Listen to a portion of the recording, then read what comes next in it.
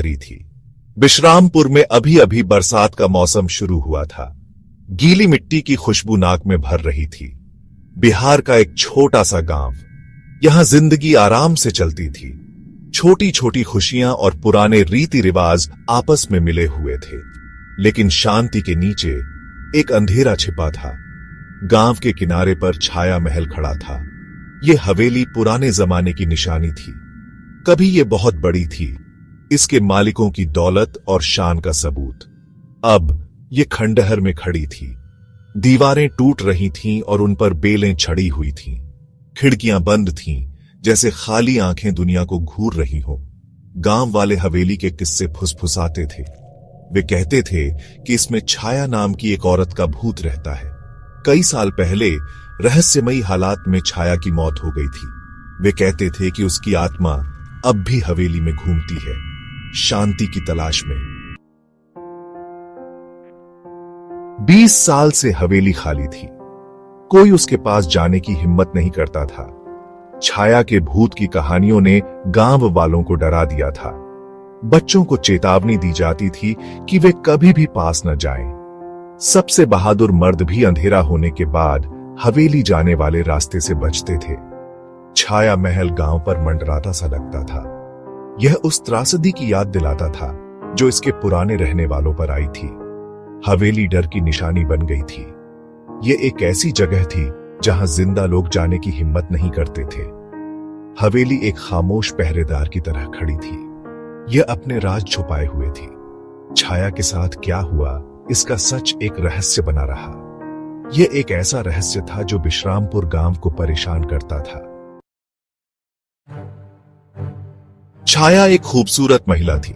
वह अपनी दयालुता और कोमल स्वभाव के लिए जानी जाती थी। उसे विराज नाम के एक आदमी से प्यार हो गया था। उनके परिवारों ने इस रिश्ते को मंजूरी दे दी और जल्द ही उनकी शादी हो गई। कुछ समय के लिए वे खुश थे, लेकिन विराज लालच से भरा आदमी था। उसे दौलत और ताकत की भूख थी। वह जल्द ही छाया और विश्रामपुर में उनके सादे जीवन से ऊब गया। वह उसे एक बोझ, अपनी महत्वाकांक्षाओं में एक रुकावट समझने लगा। एक रात विराज ने अपनी खौफनाक योजना को अंजाम दिया। उसने छाया के साथ सबसे बेरहम तरीके से विश्वासघात किया, जिसकी कल्पना भी नहीं की जा सकती। उसने अपने ही घर की दीवारों के अंदर उसकी जान ले ली। हवेली उसकी कब्र बन गई। काव्या बाकी गांव वालों से अलग थी। वह एक ऐसी युवती थी जो हमेशा से अनजान चीजों से आकर्षित रहती थी। उसने अंधविश्वास से बंधने से इनकार कर दिया। उसने छाया महल के बारे में कहानियां सुनी थीं, लेकिन उसे उन पर विश्वास नहीं था। वह यह साबित करने की ठान चुकी थी कि डरने की कोई बात नहीं है। काव्या के कुछ करीबी दोस्त थे। वे उसकी योजनाओं को लेकर आशंकित थे, लेकिन पूरी तरह से वफादार थे। वे उसके साथ हवेली जाने के लिए तैयार हो गए। वे सब मिलकर अंधेरे का सामना करेंगे। दोस्त अमावस्या की रात इकट्ठा हुए। हवा में बेचैनी सी थी। वे छाया महल की कहानी में कदम रखने वाले थे। भाग 5। अंधेरे के बीच एक रात। हवेली के पुराने लोहे के दरवाजे खुल गए। आवाज रात के सन्नाटे में गूंज उठी। काव्या और उसके दोस्त अंदर चले गए। हवा भारी हो गई। सड़ांध की गंध उनकी नाक में भर गई। जैसे जैसे वे हवेली में आगे बढ़े, मकड़ी के जाले उनके चेहरों से चिपक गए। चांदनी बंद खिड़कियों की दरारों से अंदर आ रही थी। इसने दीवारों पर लंबी भयानक परछाइयां डाली। उनके अपने कदमों की आहट के अलावा सन्नाटा छाया हुआ था। हवेली उन पर दबाव डालती हुई महसूस हो रही थी, मानो दीवारें खुद उनकी हरकत पर नजर रख रही हों। हवेली के इतिहास का बोझ उनके कंधों पर आ गया। जैसे जैसे वे हवेली की खोजबीन करते रहे, उन्हें अजीब और बेचैन करने वाली घटनाएं होने लगी। बिना हवा के दरवाजे जोर से बंद हो गए। दीवारों से फुसफुसाहट सुनाई देने लगी। वे धीमी, अस्पष्ट आवाजें थीं, जिनसे उनकी रीढ़ में कंपकंपी दौड़ गई। तापमान अचानक गिर गया। काव्या ने अपनी गर्दन के पीछे ठंडी सांस महसूस की। वह घूमी, लेकिन वहां कोई नहीं था। उनके दिलों में डर समा गया, लेकिन उन्होंने सच्चाई का पता लगाने की ठान ली थी। वे कमरा दर कमरा हवेली की खोजबीन करते रहे। हर कमरे में एक याद, छाया की दुखद कहानी का एक टुकड़ा मौजूद लग रहा था। आखिरकार वे मुख्य बेडरूम में पहुंचे। हवा में गम भरा हुआ था। काव्या ने कमरे में किसी की मौजूदगी महसूस की। वह धीरे से मुड़ी और उसे देखा। एक औरत की पारदर्शी आकृति। उसने सफेद साड़ी पहनी हुई थी। उसके लंबे काले बाल उसकी पीठ पर बिखरे हुए थे। उसका चेहरा पीला और थका हुआ था, लेकिन उसकी आंखें बर्फीली आग से जल रही थीं।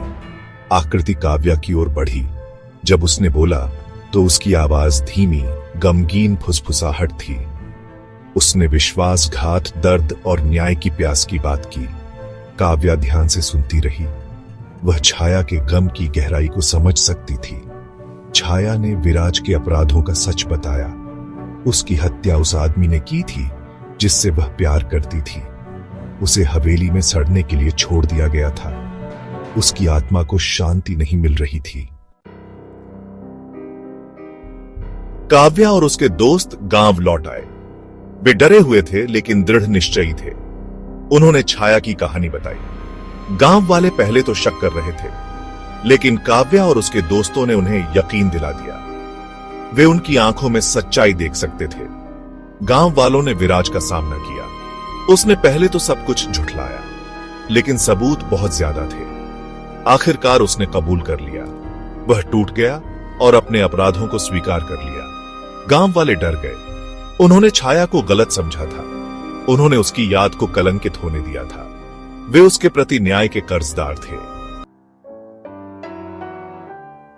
विराज के अपराधों की खबर जंगल की आग की तरह फैल गई।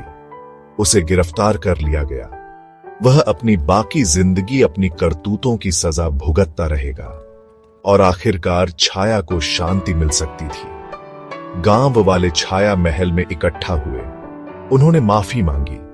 उन्होंने उसकी याद का सम्मान करने का वादा किया। जैसे ही उन्होंने बात की, हवेली में एक हल्की सी हवा चली। हवा हल्की महसूस हुई। दमनकारी माहौल हट गया था। छाया की आत्मा आखिरी बार दिखाई दी।